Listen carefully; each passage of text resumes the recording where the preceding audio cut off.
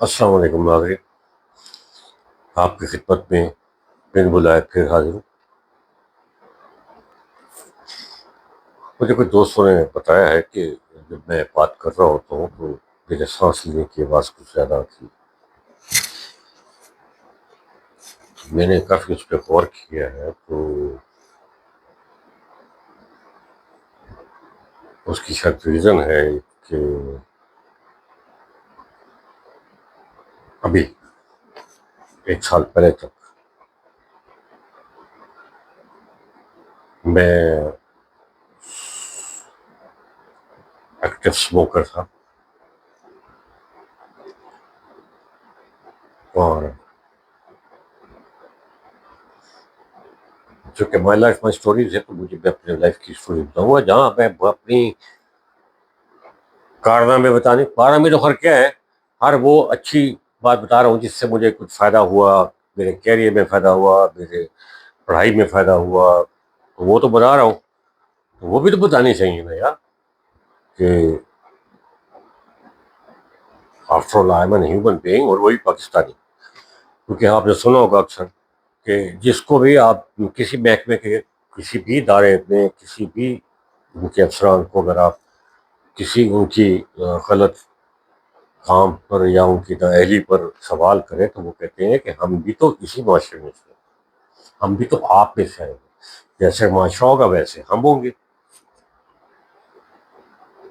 تو میں بھی تو اسی معاشرے میں پھر کہہ سکتا ہوں نا، میں بھی تو اسی معاشرے میں ہوں نا، تو مجھ میں ساری وہ تو نہیں اچھائیاں۔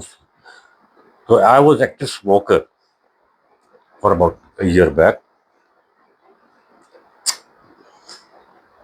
اب یہ نہ پوچھیے کہ کتنا عرصہ میں نے کی، کب شروع کی، بہرحال it's a long span of time. پچھلے سال سے میں نے اس کو کوئٹ کیا ہے، یا سم واٹ ریفارم کیا ہے۔ آئی مین نو مور این سگریٹ اسموکر، نو۔ تو اس کی وجہ سے کچھ میری آواز کچھ سانس لینے میں جو ہے نا وہ اپنا ایک ہوتا ہے، اسموکرس کی اپنی علیحدہ ایک جسمانی دنیا ہوتی ہے۔ اکثر گلوکاروں کو آپ نے دیکھا ہوگا، وہ سگریٹ پیتے ہیں، وہ کہتے ہیں گلے میں سر آتا ہے۔ اب گلے میں سر بھی آتا ہے، گلے میں پھر کچھ اور بھی آتا ہے۔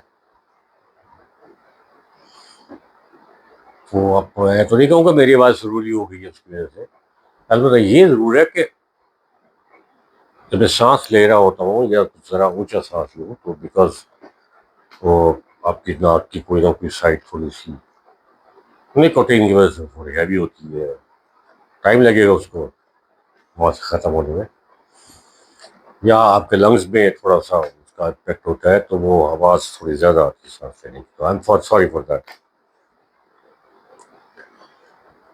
ویسے بھی مائی لائف مائی اسٹوریز میں یار اچھائی بھی بتانی چاہیے، برائی بھی بتانی چاہیے، ٹھیک ہے نا۔ اب برائیوں کے لیے تو میں نے ایک ریکارڈ آپ کو پہلے بھی بتایا کر کے رکھا ہوا ہے، شرارتیں جو میری ہیں، وقت آنے پہ اس کو میں اپلوڈ کروں گا، ابھی میں خطرہ بول نہیں لے سکتا۔ اور ویسے میں نے نوٹ کیا ہے کہ ہمارے یہاں نا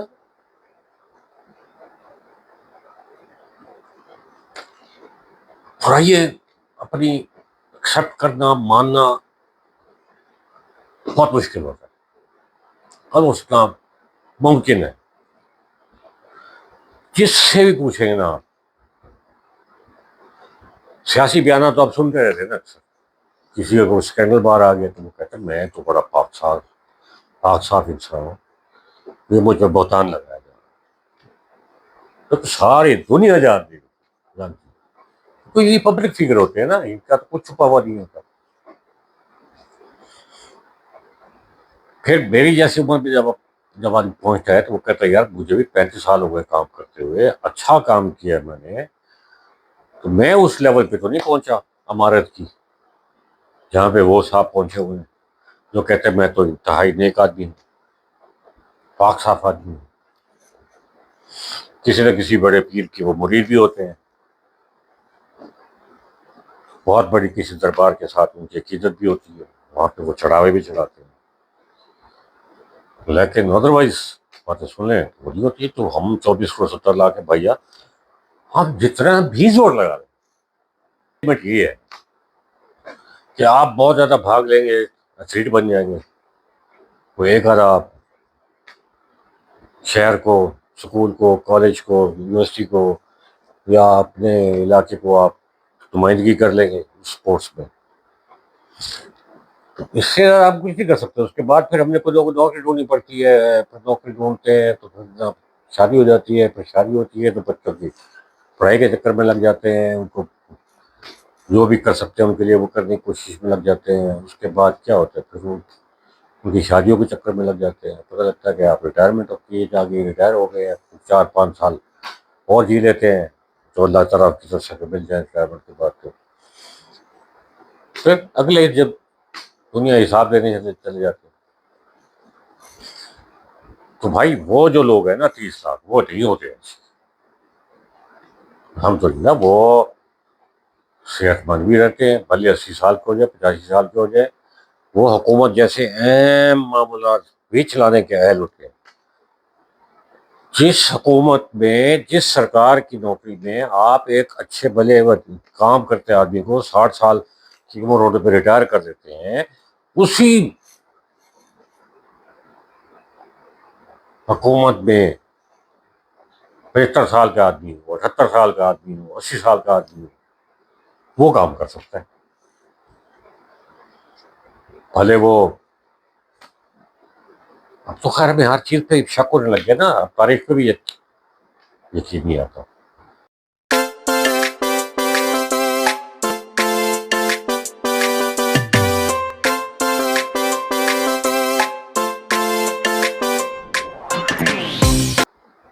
کہ جو تاریخ ہم نے بتائی پڑھی لکھی ہے یا معلومات حاصل کی ہیں وہ درست بھی ہیں کہ نہیں ہیں. جیسے کہتے ہیں نا وہ کہ وہ جو گورنر جنرل غلام محمد تھے وہ شاید ان کو فالج تھا، فالج بھی ہو گیا تھا تب بھی ان سے کام کرواتے رہے. اب قدرت اللہ شہاب صاحب لکھتے ہیں یا کوئی اور رائٹر لکھتے ہیں اپنی کتاب میں کہ جناب وہ ہر وقت ایک ان کی سیکٹری جو ہے رومال لے کے ساتھ کھڑی ہوتی تھی یا کھڑے ہوتے تھے کہ ان کے جو یہاں سے لعاب نکلتا تھا منہ سے فالج کی وجہ سے، وہ کیوں کر کے جو تھے تو وہ پھر اس کو صاف کرتے ہوئے تب بھی ان سے کام لیتے رہے. اب مجھے نہیں پتا، اب ہماری تاریخ پہ بہت ساری چیزیں مشکوک ہو گئی. مطلب ساری زندگی ہم پڑھتے ہیں کہ قائد اعظم کو زیارت بھیجا گیا علاج کے لیے پرفضا مقام پہ ٹی بی کے. میرا نہیں خیال کہ آج وہ 1948 کی بات ہے. میرا نہیں خیال آج 2026 میں آپ کسی کو کسی بھی بیماری کے علاج کے لیے ایسی جگہ بھجوائیں گے جب میڈیکل فیسلٹیز ہو ہی نا. تو شک ہے. اور تاریخ خیر ہمیشہ ہی مشکوک رہ گئی ہے نا. ایک قاسم جلالی کا بڑا مشہور ڈرامہ آیا تھا جس کو وہ شہنشاہ بنا ہوتا تھا. اس میں وہ تاریخ لکھنے والے کو اپنے کمرے میں قید کر کے اس میں رکھا ہوتا تھا اور وہ جا کے پوچھتا ہاں بھی تاریخ دان آج کیا لکھا تم نے.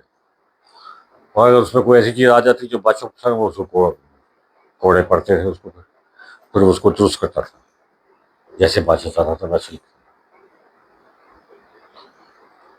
تو تاریخ تو بھائی یہ پتہ نہ ہمیں صحیح ہے کہ نہیں. بہرحال تو ہم تو بہرحال میں کرنا کیا ٹاپک پہ بات کرنا چاہ رہا تھا نکل کہاں بات کہاں چل جاتی ہے. اسے کہتے ہیں کہ لکھ کے کرو یار. لکھ کے مجھ سے نہیں ہوتا، نہیں یار ہوتا آپ کے بات.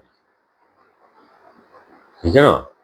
اگر مجھے زبانی چیزیں بھی یاد ہونے کی میرے میں اہلیت ہوتی تو یقین کریں میں اپنے تعلقات کی بیس پہ یا اور بھی بہت سارے ذرائع آپ کام کرا سکتے ہیں. قانون بھی بدلوا سکتے ہیں اور کچھ نہیں تو وہ شارٹ آرڈر بھی کروا سکتے ہیں، ایس آر اوز جاری کروا سکتے ہیں کچھ ٹائم کے لیے.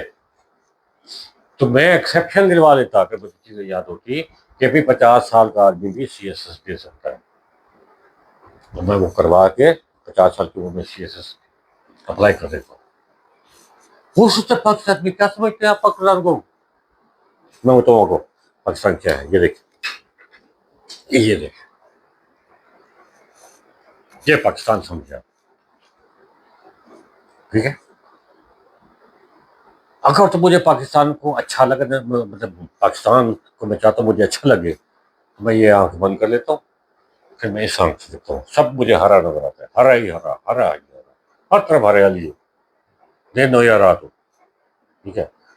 اور اگر میں حقیقی پاکستان دیکھنا چاہتا ہوں تو پھر میں یہ ٹرانسپیرنٹ شیشے جو ہے وہی یہ آنکھ بند کر لیتا ہوں، پھر سے دیکھتا ہوں، پھر جو حقیقت میں ہو رہا تھا وہ نظر آتی ہے۔ لیکن مسئلہ یہ ہوتا ہے کہ ہمارے ایسے ملکوں میں جو حکمران ہوتے ہیں نا، وہ جب حکومت میں آتے ہیں ہم نے دیکھا ہوگا ان کی دو چیزیں ڈیفرنٹ بدل جاتی ہیں۔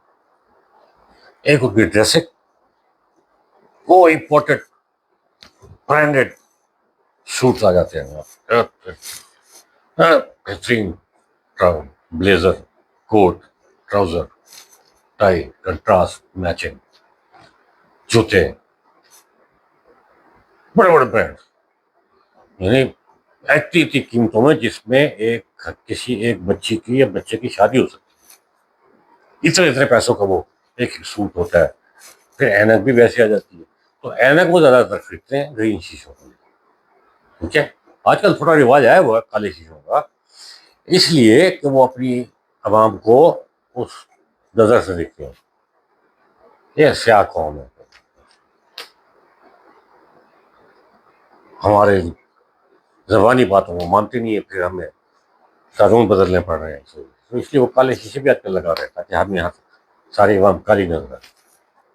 نہیں تو ادروائز یہ گرین قربان جو ہے نا، گرین آئی یہ اینک زیادہ یوز کرتے تھے تاکہ انہیں ہر طرف آل اوکے، آل گرین، آل از ویل نظر آئے، ٹھیک ہے نا، وہ اس لیے پھر اب چونکہ ہم عوام ہیں، یہ تو خیر میری عادت تھی وہ پرانی، جب میری آنکھ کا آپریشن ہوا تھا تو ڈاکٹر صاحب نے کہا تھا جس آنکھ کا آپریشن ہوا وہاں پہ اب ڈارک گلاسز ہے، تو آج ویسے مجھے نظر آئی تو میں نے کہا یار اس پہ بھی بولا جا سکتا ہے، بولنے کا کہتا ہم نے سیکھا ہی بولنا ہے۔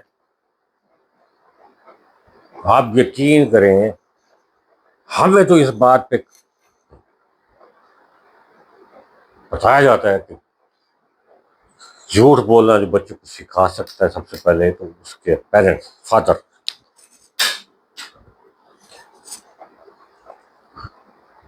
کیونکہ جب کوئی ایسا آدمی بیل بجائے گا اور جا کے باہر بچہ جا کے دیکھے گا کہ کون آیا ملنے والا اور آپ اس کو نہیں ملنا چاہتے تو آپ بچے سے کہیں جا کے کہہ دو بابا گھر پہ نہیں۔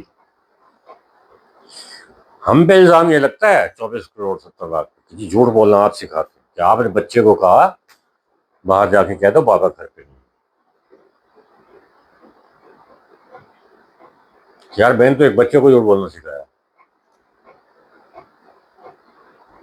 یہاں تو وہ 30 لاکھ جو ہے 24 کروڑ 70 لاکھ کو سکھا رہے ہوتے ہیں۔ روزانہ آپ اخبار پڑھ لیں، ان کے بیانات پڑھ لیں، ٹی وی پہ ان کے بیانات پڑھیں، ان کے ٹکرز دیکھیں، ان کی آپ وہ دیکھیں، نیوز ٹاک شوز دیکھیں ان کے، تو آپ تو پوری قوم کو جھوٹ بولنا سکھا رہے ہیں نا۔ یہ تھے ہمارے جیسے ملکوں میں، اپنی بات نہیں کر رہا ہوں، ملک کی بات، دوسرے ملک کی بات کر رہا ہوں۔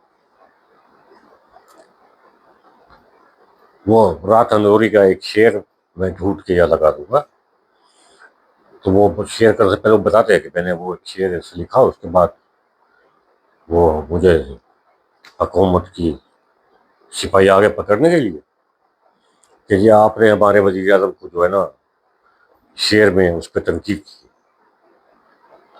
میں نے یار میں نے تو آپ کے وزیر اعظم کے بارے میں بات ہی نہیں کی، میں نے تو پاکستان کے وزیر اعظم کے بارے میں بات کی ہے۔ رات اندوری ہندوستان میں تھے، اللہ ان کو جنت میں جگہ دے، پچھلے سال شیٹ فورٹ میں بڑی اچھی وہ تنزیہ اور اسٹیریکل پوٹری شاعری کرتے تھے، پرومزا، ٹھیک ہے۔ تو سپاہی پولیس والے کہتے ہیں کہ بھائی میں نے اپنے وزیر اعظم کو لکھا، میں نے پاکستان وزیر، تو سپاہی نے کہا آپ ہمیں بیوقوف سمجھتے ہیں، ہمیں نہیں پتا آپ اپنے وزیر اعظم کے بارے میں بات کر رہے ہیں، ہم بھی یہ جانتے ہیں اپنے وزیر اعظم۔ وہ رات اندوری والا شعر ہے ہمارے یہاں۔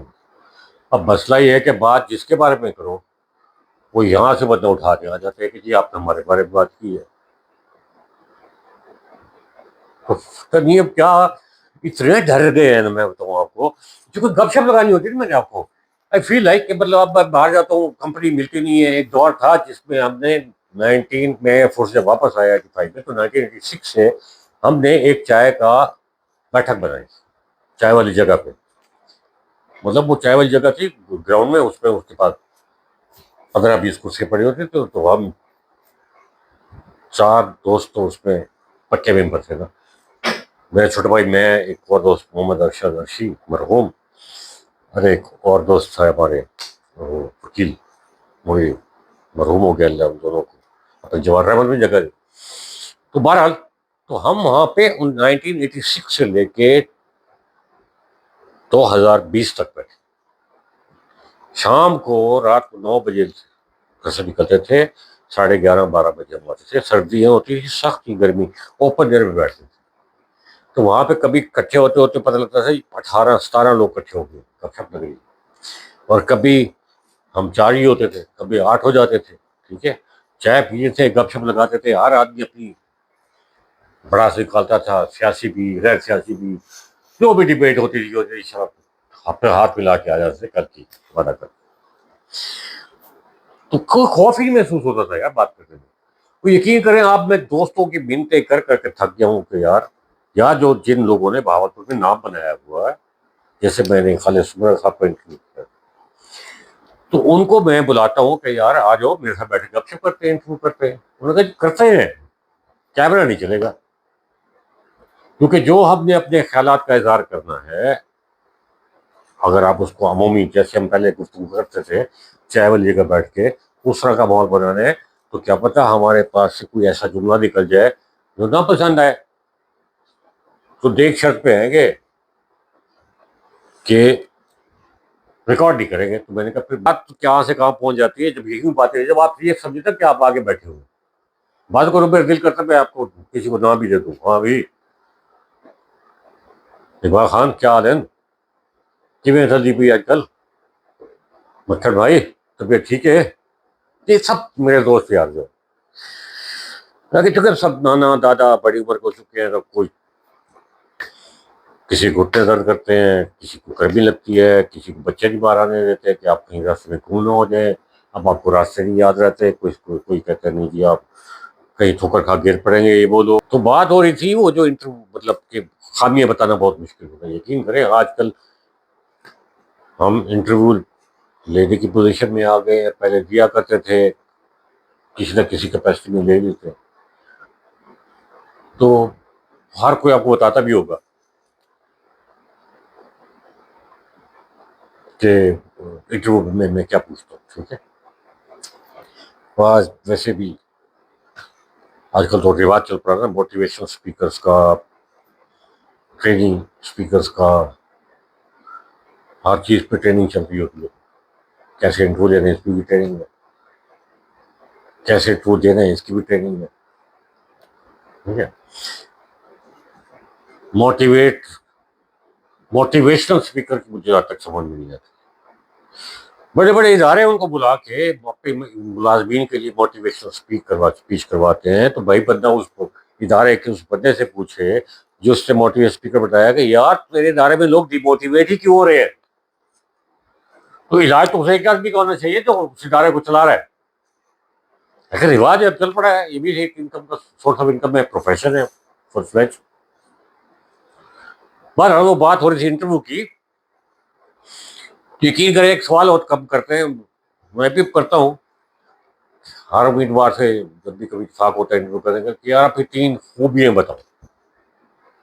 وہ بتانا شروع کرتا ہے کہ اس کو جا کے 10ویں 12ویں پہ روکنا پڑتا ہے کہ بھائی 3 چاہیے تھی، اس سے زیادہ نہیں چاہیے تھی. اس کے بعد کہتے ہیں 3 خامیاں بتاؤ. نو، وہ 3 پوری نہیں ہوتی. ایک پہ کہیں پہ آپ رک جائے گا کہ سر میں سست ہوں. اپنے کردار کے حوالے سے کوئی آدمی اپنے اندر خامی سمجھتا ہی نہیں. اپنے روزمرہ کے تعلقات اپنی جیسے انسانوں کے ساتھ معاملات کیسے کرتا ہے، وہ لین دین کیسے کرتا ہے، عزت احترام کیسے کرتا ہے، بچوں سے پیار کیسے کرتا ہے، ان تمام چیزوں میں خامی نظر ہی نہیں آتی. ایسی ٹریننگ ہو گئی ہے ہماری معاشرے کی، فراغت ملتی ہے. میں اپنی بات کر رہا ہوں، مائی لائف اسٹوری ہے نا. جب مجھے فراغت ملتی ہے میں یوٹیوب پہ جاتا ہوں، صرف اور صرف ساؤتھ انڈین ڈب فلمیں دیکھنے کے لیے. ہاں ہاں مزہ آ جاتا ہے. ایسی کو خیالی دنیا میں لے جاتے ہیں نا, آپ سمجھتے ہیں کہ بس میں دنیا میں ظلم ہونے نہیں دوں. وہی ایک ہیرو ہوتا ہے, 40 بندوں کو مار رہا ہوتا ہے وہ, ان کے پاس ہتھیار بھی ہوتے ہیں, بھالے بھی ہوتے ہیں, بندوقیں بھی ہوتی ہیں, گولی بھی چل رہی ہوتی ہے. ہیرو یوں کر رہا ہوتا ہے, گولی اس میں یوں کر رہا ہوتا ہے, اور بھالا تو کبھی اس طرح پہنچ ہی نہیں سکتا, 40 بندوں کو نیچے بچھا دیتا ہے. تو جب ان کی فلمیں دیکھتے ہیں ڈب شدہ تو ان کی عقل زبان بھی ہمیں بہت زیادہ چڑھ لگا. اب تو میں دیکھتا ہوں کہ ٹی وی پہ نیوز اینکر یا ہمارے پروگرام جو ہوسٹ کرتے ہیں ٹاک شو, ان کے اینکر بھی وہ الفاظ استعمال کرنے لگتے ہیں. مطلب ہم پہلے کہتے تھے کہ جی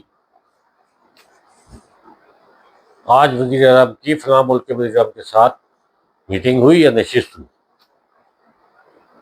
ہندو لفظ انڈین ہندی میں لفظ یوز کرتے ہیں کہ آج ان کی بیٹھک ہوئی, آج مہا منتری کی فلاں منتری کے ساتھ بیٹھک ہوئی. اب ہمارے یہاں وہ یوز کرتے ہیں کہ آج بیٹھک ہوئی جس میں وزیر اعظم نے یہ کہا کہ ہم پاکستان کو ترقی کی راہ پہ ڈال رہے ہیں 78 سال سے. ٹھیک ہے, تو جب میں وہ دیکھتا ہوں تو میرا بھی وہی والا لہجہ ہوتا جاتا ہے بولنے کے لیے. کبھی ارے کیا کرے تو کیا کہہ رہی ہے تو, ارے ہمار سے ایسی بات نہیں کرنے کی, تیں کو پتہ نہیں ہے ہمارے بارے میں. ہم جب پھٹکا مارے نا تو دھرتی پھٹے اور تیں اس میں دھس جائے. اس طرح کی باتیں ہیں.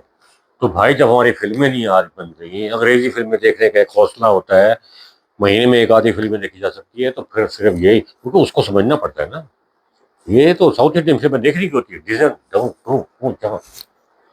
ہماری انڈسٹری ختم ہو گئی, فلم انڈسٹری ہماری, پتہ نہیں انڈسٹری نام کی ہر چیز ہماری ختم ہو گئی. کون سی انڈسٹری چل رہی ہے؟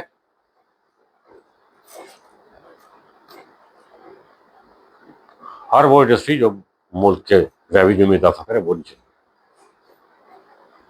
کسی اور انڈسٹری کا مجھے نہیں پتا. تو یہی بات ہے کہ یار اپنی خامی خوبی والا بھی بات کرنی چاہیے. میں دیکھتا ہوں انگریز فلموں میں وہ جب بھی کوئی غلطی کرتا ہے تو اس کو اس کے بڑے یا اس کے دوست یا ہلکے باپ جو بھی وہ سمجھا رہا ہوتا ہے کہ یار دیکھو you should go and admit your mistake, and speak the truth. One truth will save lot of lives, will save you from lot of lives. یہ کیا کہتے ہیں بھائی, ایک جھوٹ جو ہے نا مجھے 10 سچ بولنے سے متعلق.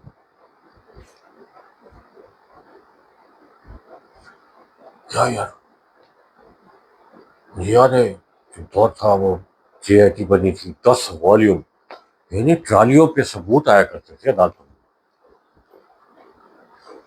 سزا ہو گئی, حکومت ختم ہو گئی.